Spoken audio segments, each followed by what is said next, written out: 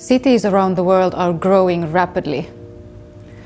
The population and the countryside are moving into the cities in search of opportunities, both in terms of jobs and in terms of better services such as education and healthcare for their children. As people move into the cities, they tend to form informal settlements or slums, and the cities are unable to keep up with the infrastructure. This creates vastly expanding cities with poor services. There is immense pressure to develop the real estate in these cities, but often this development tends to happen so that the low-income populations are evicted rather forcefully or without consultation to give room for modern buildings and new urban development.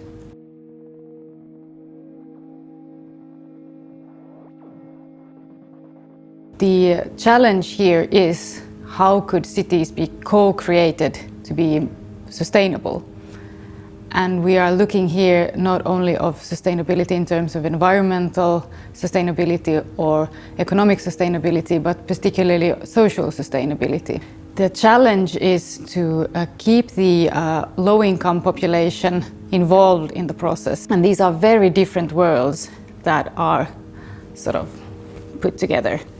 So in our research in New Global, we have been exploring this issue from the architectural perspective.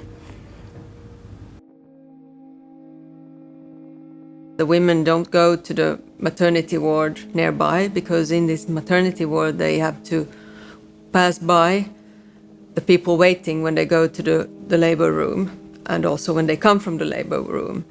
And when they go to the traditional birth attendant's house, they can arrive whenever they want and they can wait there until they want to leave. So this feeling of having to pass by people and strangers or neighbors with pain was really embarrassing for these women. And this thing, I assume the person who has designed the maternity ward nearby haven't thought about this issue. And it's a very simple thing to arrange.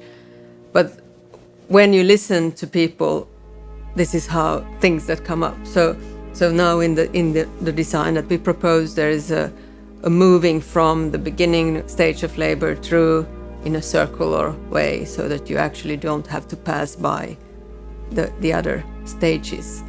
So these solutions can be kind of small clues that come, and the way I'm trying to find out is how to be able to build trust in an easy way with people so that these things could be revealed.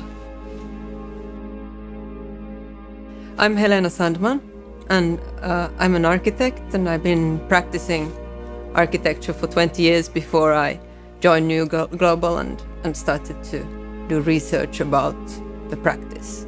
And my research is trying to answer the problems, or small parts of the problems of the population growth in the world, and how slums can be avoided, and how healthcare problems can be faced in a human manner.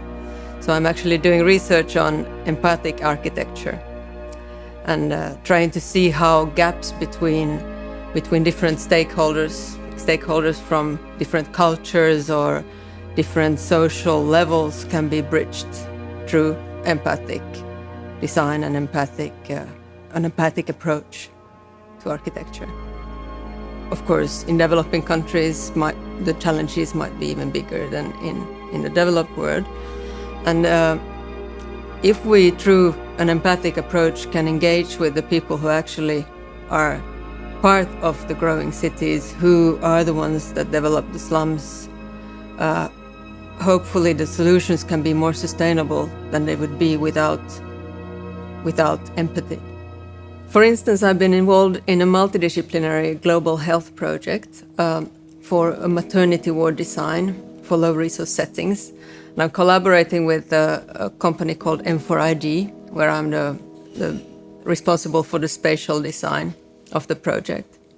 The Bill and Melinda Gates Foundation funds this project to see if we could attract more women to give birth in facilities, because now many of them lack trust and give birth at home. And this hope is to be able to reduce the maternal and child deaths in the world with this project.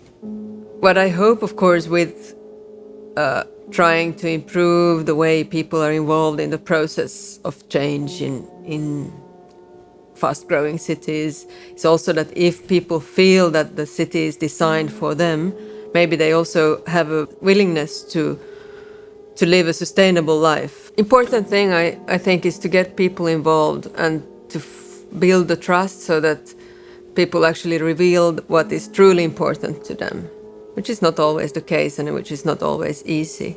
And I think if we have this empathic approach in many, like in whatever we do with each other, it improves the result.